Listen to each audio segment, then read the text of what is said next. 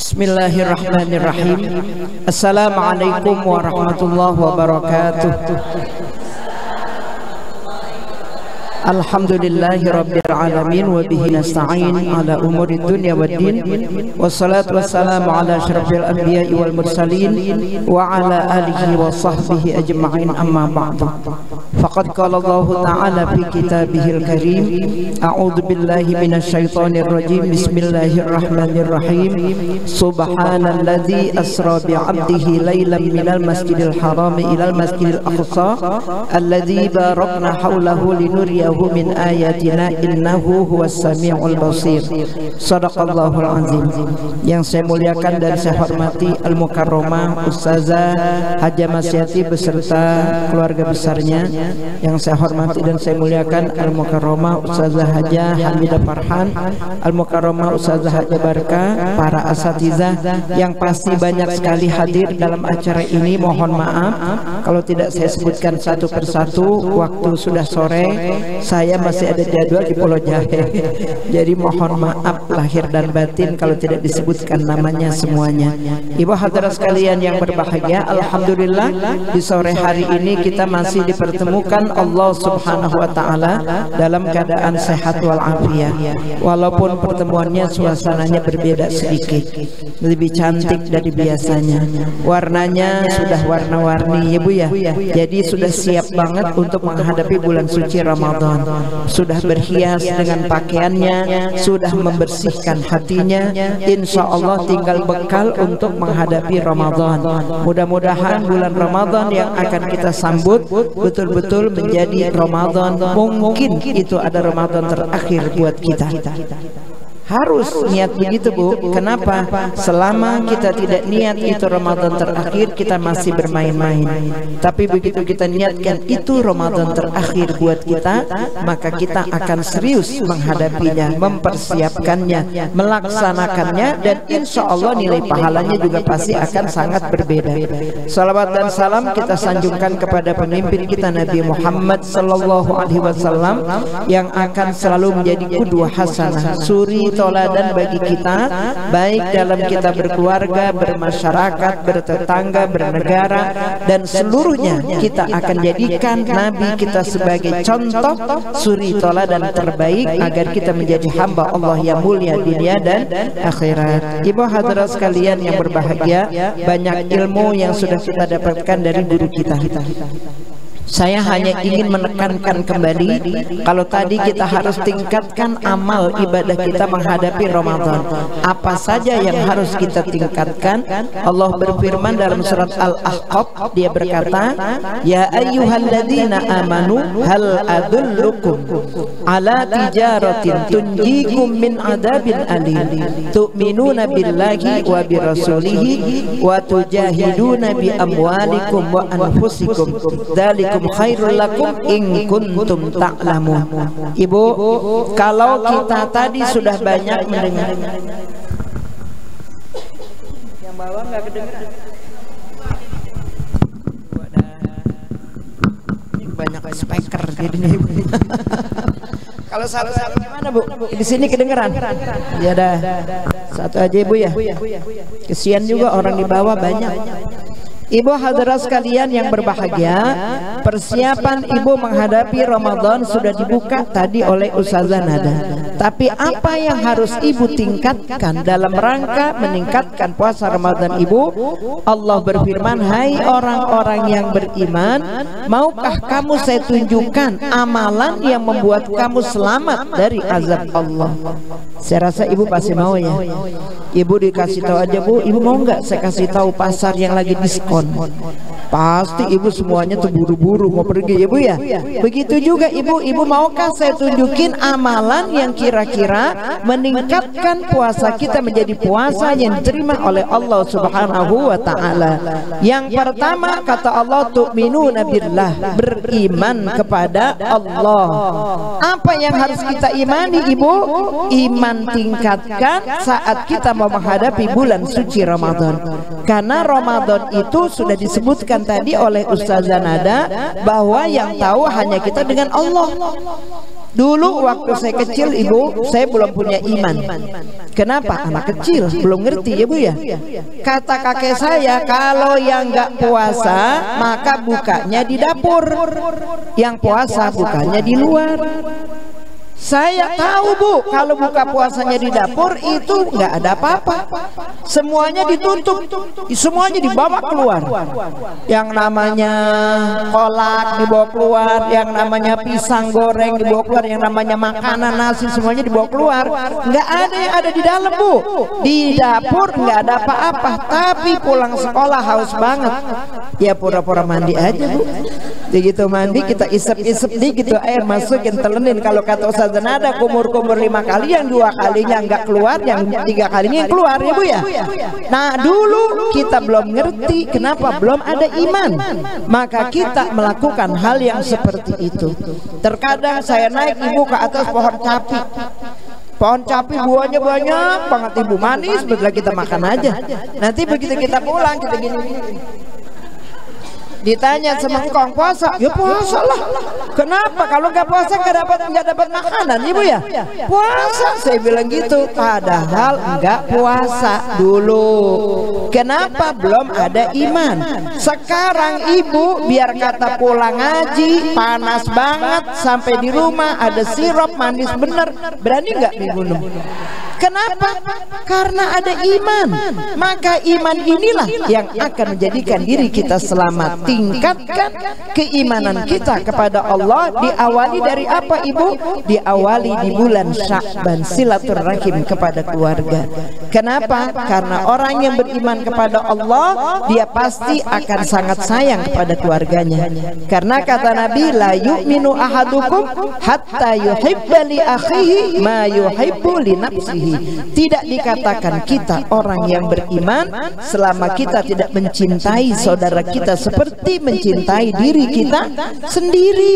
Jadi Ibu, kalau mau bulan Ramadan ada rezeki, beliin sembako, sisihkan uang minimal 100.000, anterin dah ke rumah nenek-nenek, ke rumah empok-empok, ke rumah encing-encing. Kita anterin itu nenek-nenek girang banget Bu, diciumin kita, ya Allah dibarkah, makasih banyak ya gitu.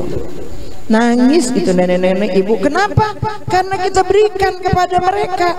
Dan kalau kita tidak berikan, kita lupa Ibu. Mana tahu saya pergi pergi ke Aceh itu Bu, kadang-kadang saya lupa. Saya bilang Malala, lah tolong, saya bilang uang ini saya transfer, kamu kasih itu nenek-nenek. Kenapa? Dia pasti pada nungguin. Kenapa? Udah kita biasain seperti itu Ibu. Kenapa? Karena saya yakin orang yang beriman kepada Allah pasti dia akan cinta kepada saudaranya. Saudara yang kita cintai bukan hanya saudara kandung, tetapi sahabat kita adalah saudara kita. Ustazah Dalilah ini saudara saya Bu. Kenapa? Dari pesantren saya selalu sama dia. Baba Haji Ali itulah yang sering ngasih makan saya. Kenapa? Karena saya orang miskin, dia orang kaya banget Bu, duitnya banyak. Baba Haji Ali ya Bu ya. Jadi kalau pergi ke sana pasti Dalilah, mana Barkah? Lagi di masjid. Perasaan gua Barkah kalau gua kesini di masjid mulu. Ya orang kalau di kamar kagak punya duit. Orang pada beli bakso, kita mau beli nggak punya uang. Orang pada makan enak, kita mau ikut makan kagak dibagi. Ya di masjid tempat kita puasa setiap hari, sholat di masjid, berdoa di masjid. Datang Baba Haji Ali, datang Ibu, bagi duit, bagi makanan. Ya Allah, sampai sekarang tuh saya ingat banget Bu. Makanya saya sama Ustazah Dalilah itu bukan kayak teman aja, tapi kayak saudara saya sendiri. Kenapa? Karena beliaulah yang banyak bantuin saya waktu saya di pesantren. Itulah namanya iman. Kita saling mencintai karena Allah, kita berpisah karena Allah, bertemu juga karena Allah. Orang yang seperti ini Bu, nanti kalau dia meninggal dunia, dia berada di bawah naungan arasnya Allah. Kenapa? Orang yang mencintai karena Allah, membenci karena Allah, menyayangi karena Allah, maka dia akan berada di bawah naungan arasnya Allah. Orang pada kepanasan, ada orang yang tenggelam dengan keringatnya sendiri, ada orang yang keringatnya sampai ke hidungnya, tapi dia tenang di bawah arusnya Allah, nggak kepanasan, nggak kedinginan, sedang-sedang aja. Enak ya Bu? Nah ini tingkatkan iman kita. Yang kedua, tingkatkan iman kita kepada Nabi. Ibu, bukan hanya kita mengatakan Allahumma salli wa sallim wa barik alaihi, itu yang menjamin kita masuk surga, bukan. Bersolawat banyak tapi sama saudara berantem, tidak akan masuk surga. La yadkhulul jannata qati'ur rahimi, tidak akan masuk surga orang yang memutuskan hubungan silaturahim dengan keluarga hanya karena warisan 100 meter berantem sama saudara.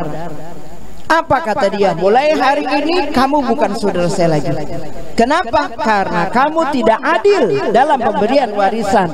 Maka akhirnya memutuskan hubungan silaturahim. Sholawat 1000 kali ibu ucapkan. Ibu rajin membaca Al-Quran, ibu rajin sholat, tempat ibu tetap neraka. Kenapa? La yadkhulul jannata qati'ur rahimi, tidak akan masuk surga orang yang memutuskan tali silaturahim. Kenapa ibu? Enggak ada orang yang bisa masuk surga. Ada orang bu jujur banget orangnya. Orang di Mekah semuanya nitip uang sama dia. Kemudian begitu orang ini nitip 1 kendi emasnya bu, ternyata dia balik, orang itu udah meninggal. Ditanya sama anak istrinya, suamimu saya titipkan uang 1 kendi, sekarang suamimu meninggal, di mana uang saya? Kami nggak tahu bapak. Suami saya tidak menitipkan sama saya, bapak saya tidak menitipkan sama saya. Orang ini bertanya kepada ahli fikih, Tuhan, amalan apa yang kira-kira bisa saya tahu di mana harta saya disimpan? Apa jawaban ahli fikih? Kau pergilah ke sumur Zam-Zam, panggillah dia dengan ucapan Assalamualaikum wahai fulan bin fulan, di mana kau titipkan uangku? Tapi nggak ada jawaban. Orang ini pulang lagi, dia tanya lagi sama ahli fikih, Tuhan, nggak dijawab sama orang itu. Kalau gitu pergilah kamu ke negeri Yaman. Di negeri Sabah ada sumur yang dulunya ibu airnya jernih dan bagus, tapi karena orangnya tidak beriman kepada Allah, maka Allah ganti dengan air yang busuk. Akhirnya dia panggil Assalamualaikum, belum sampai dia mengatakan dia fulan, udah langsung Waalaikumsalam. Akhirnya begitu dia sampai di situ, dia tanya, hai Tuhan, kenapa engkau engkau menjawab salam saya saat engkau berada dalam sumur yang sangat bau? Karena aku memutuskan silaturahim dengan saudaraku di Khurasan. Lah ini mau puasa gak pernah datang ke rumah saudara, lebaran kagak datang, alasannya miskin mulu. Bener bu, banyak orang gak datang ke rumah saudara alasan miskin. Padahal ibu, miskin itu bukan jaminan kita nggak silaturahim. Saya ingat waktu saya pulang dari Mesir bu, jadi rupanya orang Betawi kebiasaannya kalau lebaran bawain dodol, kue Cina, uli, tape, ya bu ya. Saya kagak punya duit, jangankan buat beli kue Cina, beliin baju buat anak aja nggak sanggup. Kenapa? Baru pulang dari Mesir nggak ada kerjaan, bayangin tuh bu. Kita mau beliin apa, mau bawain apa? Kata bibi saya, Barkah, kamu nanti mau apa? Kagak bawa apa-apa, mau bawa diri aja. Saya bilang, saya ikut aja ya sama nenek. Saya bilang gitu, ikut aja bu, sama mancing saya ngintil. Akhirnya sampai di situ saya bilang, wah, ini kuenya enak banget ya, Wak. Kuenya itu bu, namanya kue duit. Dulu saya bilang ini kue enak banget ya, Wak. Emang lu mau? Ya kalau dibagi mah mau. Dapat setoples. Kita makan sagong, kita bilang enak lagi, dikasih lagi setoples. Lah pulang lebaran gue dapat 5 toples. Akhirnya apa? Akhirnya ini yang dikatakan silaturahim membawa berkah. Silaturahim membawa rezeki, bener nggak? Lah coba kalau kita di rumah kita nggak silaturahim, lebaran kagak, duit nggak punya, siapa yang mau datengin kita? Nggak akan ada ibu. Setelah 3 tahun saya udah punya duit, saya bikin kue Cina yang gede banget bu, sampai kayak setenong gitu. Kata keluarga saya, ini siapa yang beli kue Cina sampai gede kayak begini ya? Katanya bilang, Haji Barkah pantes dia mau orang gede, katanya dia bilang gitu bu. Kenapa? Saking dendamnya, kesal dulu nggak punya duit. Sekarang sekarang kita punya duit, kita berikan yang paling bagus buat keluarga kita. Kenapa? Karena supaya menyenangkan hati saudara-saudara kita. Ini ibu yang dikatakan beriman kepada Nabi. Yang ketiga, ibu berkorbanlah dengan uang kita. Jangan selalu mengharapkan. Belajar memberi, yadul ulya khairum min yadis sufla. Tangan di atas lebih bagus daripada tangan di bawah. Kita kalau cuma mengharapkan dari orang, tidak pernah memberi, itu termasuk yang tidak baik. Kenapa? Tangan yang di atas lebih bagus dari tangan yang di bawah. Saya ibu kalau Isra Mi'raj di Al-Manar, saya selalu memberikan sembako kepada masyarakat di kampung saya, tapi minta duitnya sama ibu-ibu. Bu, saya mau ngasih sembako, harga per satu sembakonya itu 100.000, terus amplopnya 100.000. Ibu mau nyumbang berapa? Kan saya tawarin sama murid saya, orang murid pada kaya, ya bu ya, mau puasa bersedekah pahalanya besar. Akhirnya ibu setelah itu orang itu saya suruh beli 10.000, padahal saya dapatnya gratis. Kata orang kampung saya apa? Aji Barkah, namanya dia dapat sembako dari orang gratis, tapi dia jual sama kita. Itu dari mana hukumnya? Saya bilang, Nek, bukan saya jual, tapi saya kepengen nenek juga berwakaf. Orang itu bisa memberikan kepada nenek 200.000, nenek 10.000. Untuk apa? Nanti kalau nenek meninggal dunia, itu sedekah akan menaungi nenek, akan memberikan sedekah orang yang kita berikan. Kemudian orang itu doain, maka nenek akan dapat duit. Nah, duitnya 10.000 itu untuk apa bu? Kalau 200 sembako berarti kan 2 juta. Nah 2 juta itu saya beliin semen, saya bikin almanar. Almanar pakai semen. Semennya itu saya pakai dari uang nenek-nenek, tapi dari uang ibu-ibu. Akhirnya dia begitu anak baca a'udzubillahi minasyaitonirrajim, bukan cuma orang kaya seperti ibu yang mendapatkan, nenek-nenek yang bajunya kumuh banget dia dapat pahala 10.000 dari sedekah yang dia keluarin. Kira-kira untuk dia atau untuk saya? Untuk dia. Saya cuma wasilah ibu ya, mudah-mudahan saya juga dapat pahalanya. Nah ini yang dikatakan berjuang dengan harta kita. Yang keempat, berjuang dengan diri kita. Diri kita, ibu bayangin jam segini ibu disuruh ngaji, mana panas, nyelekep. Walaupun di sini ada AC-nya kan nggak semuanya kena, ibu ya. Kenapa? Orangnya banyak, AC-nya cuma berapa nih? Cuma 2. Jadi ibu nggak akan kebagian semua, pasti nyelekep, rasanya nggak enak ya bu ya, panas. Tapi ibu lawan semuanya itu. Inilah yang namanya ibu berjuang. Berjuang dengan jiwa ibu agar ibu mendapatkan ilmu. Maka bulan Rajab ibu isi dengan baik. Sya'ban, Nabi paling banyak puasa di bulan Sya'ban.